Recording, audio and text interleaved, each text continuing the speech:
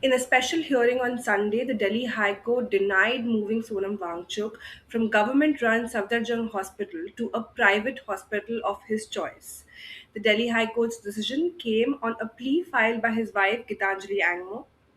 Welcome to the Prince Instant Analysis. I am Ruchi Bhattar, and in this video, let's look at the key points of what the High Court bench said while refusing his immediate transfer to a private hospital of his choice. Hearing an urgent plea filed by his wife early Sunday morning, Justice Mini Pushkarna's bench heard the matter at 2:30 p.m. and held that the government's decision to admit Wangchuk for medical intervention was not arbitrary, as it was in line with the July 16 order passed by a division bench of the High Court of Delhi. The Delhi police, while shifting Wangchuk from Jantar Mantar to the Safdarjung Hospital on Saturday morning, when the renowned climate activist was on his 20th day of hunger strike, had also relied on the same July 16th order, which said that the life of every citizen is precious and all medical efforts ought to be made by the government authorities to save the same. Justice Pushkarna observed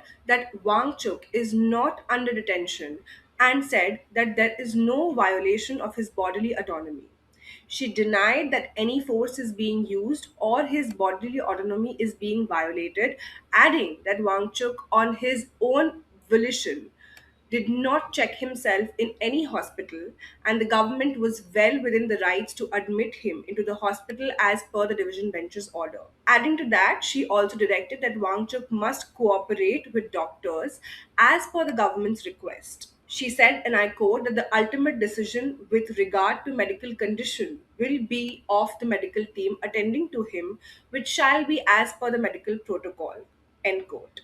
During the hearing, Rajya Sabha MP and senior advocate Kapil Sibal, appearing for Wangchuk's wife, argued that the problem in Safdarjung Hospital currently is that Wangchuk has no access to his personal doctors or lawyers, and his wife has no idea what is being administered to him. He said that we are entitled to the doctor and the hospital of our choice, arguing before the court, stating that Vedanta Hospital is ready to send a van as per their request and Wangchuk be discharged for the same.